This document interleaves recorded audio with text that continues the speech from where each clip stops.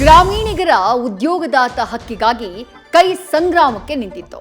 Freedom ಪಾರ್ಕ್ನಲ್ಲಿ ಅಬ್ಬರಿಸಿದಂತಹ ಹಸ್ತಪಡೆ ರಾಜ್ಯದ ಎಲ್ಲ ಗ್ರಾಮ ಪಂಚಾಯಿತಿಗಳಿಗೆ ಗಾಂಧೀಜಿಯ ಹೆಸರಿಡುವಂತಹ ಘೋಷಣೆ ಮಾಡಿದೆ. ಇತ್ತ ದೋಸ್ತಿ ಪಡೆ ರಾಜ್ಯಪಾಲರಿಗೆ ಅಪಮಾನ, ಮದ್ಯದ ಹಗರಣ ಪ್ರಸ್ತಾಪಿಸಿ ಕೌಂಟರ್ ಕೊಟ್ಟಿದೆ. ಕೇರಳದಲ್ಲಿ ಅಡಗಿದ್ದಂಥ ರಾಜೀವ್ ಗೌಡ ಈಗ ಪಂಜರದ ಹಕ್ಕಿ. ತಲೆಮರೆಸಿಕೊಂಡಿದ್ದಂಥ ಗಿರಾಕಿಗೆ ಆಶ್ರಯದಾತನ ಹಳೆ ಕೇಸ್ ಕೆದಕಿ ಪೊಲೀಸರಿಟ್ಟಿದ್ದಂಥ ಬೋನ್ ಸಕ್ಸಸ್ ಕಂಡಿದೆ. ವಿಚಾರಣೆ ನಡೆಸಿದಂಥ ಕೋರ್ಟ್ ಬೇಲ್ ಕಾದಿರಿಸಿ 14 ದಿನ ನ್ಯಾಯಾಂಗ ಬಂಧನಕ್ಕೆ ಒಪ್ಪಿಸಿದೆ.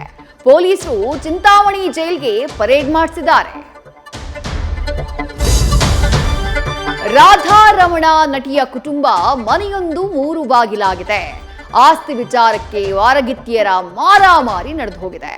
ರೇಪ್ ಬೆದರಿಕೆಯ ಅವಾಚ್ಯ ಶಬ್ದಗಳಿಂದ ನಿಂದಿಸಿದ್ದಾರೆ ಅಂತ ಸಂಬಂಧಿಕರ ವಿರುದ್ಧ ಕಂಪ್ಲೇಂಟ್ ಮಾಡಿದ್ದಾರೆ. ಆದರೆ ಕಾವ್ಯ ಗೌಡ ಪತಿಯ ಹಲ್ಲೆಯ ದೃಶ್ಯ ಬೇರೆಯೇ ಕತೆ ಹೇಳ್ತಾ ಇದೆ. ರಾಜ್ಯದಲ್ಲಿ ಖಾಸಗಿ ಶಾಲೆಗಳ ಫೀಸ್ ಕಳ್ಳಾಟಕ್ಕೆ ಕಡಿವಾಣ ಬೀಳುವ ಕಾಲ ಹತ್ತಿರವಾಗ್ತಾ ಇದೆ. ಮುಂದಿನ ಶೈಕ್ಷಣಿಕ ಸಾಲಿಗೆ ಕೆಲವೇ ತಿಂಗಳು ಬಾಕಿ ಇದ್ದು ನೆರೆಯ ತಮಿಳುನಾಡು ಮಾದರಿ ಅನುಸರಿಸೋಕೆ ಪೋಷಕರು ಆಗ್ರಹಿಸಿದ್ದಾರೆ. ಇನ್ನು ಕಾಲೇಜುಗಳಲ್ಲಿ ಜಾತಿ ನಿಂದನೆ ಕಡಿವಾಣಕ್ಕೆ ಯುಜಿಸಿ ತೀರ್ಮಾನವನ್ನ ಮಾಡಿದೆ. ಇದು ಮದರ್ ಆಫ್ ಆಲ್ ಡೀಲ್. ಜಾಗತಿಕ ಬಿಕ್ಕಟ್ಟಿನ ನಡುವೆ ಭಾರತಕ್ಕೆ ಬಂಪರ್ ಲಾಟರಿ ಹೊಡೆದಿದೆ.